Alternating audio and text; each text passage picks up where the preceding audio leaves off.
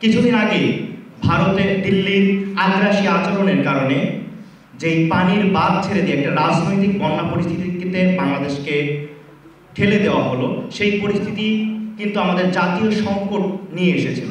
সেই জাতীয় সংকট উত্তরণে আপনারা দেখতে পেয়েছেন বাংলাদেশের সকল মানুষ ধর্ম, মত, দল, মতাদর্শ সব কিছু ভুলে গিয়ে তারা কিন্তু জাতীয় সংকটটাকে নিরসনের জন্য সর্বোচ্চ চেষ্টা চালিয়ে গেছে।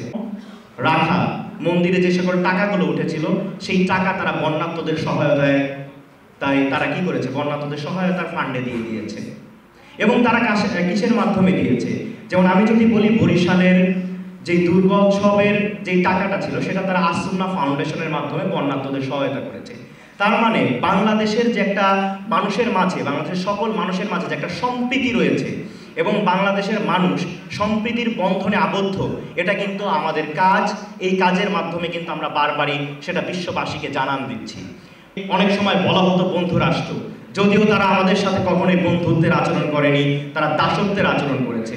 আমরা তাদেরকে স্পষ্ট ভাষায় বলে দিতে চাই, এতদিন পর্যন্ত ফ্যাসিস্ট হাসিনাকে আপনারা অবৈধভাবে ক্ষমতায় থাকতে সহযোগিতা করেছিলেন।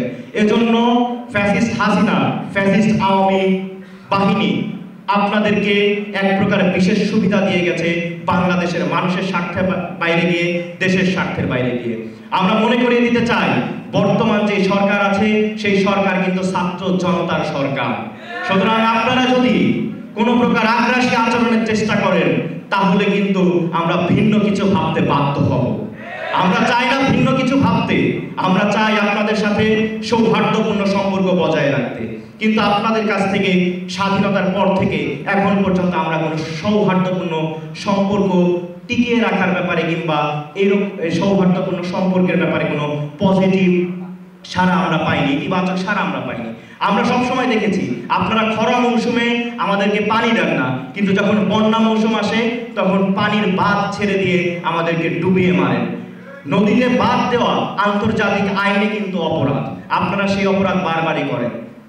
সেটা নিয়েও আমাদের এই মুহূর্তে আলোচনা করা জরুরি। সমস্ত আমরা বলতে চাই তাদের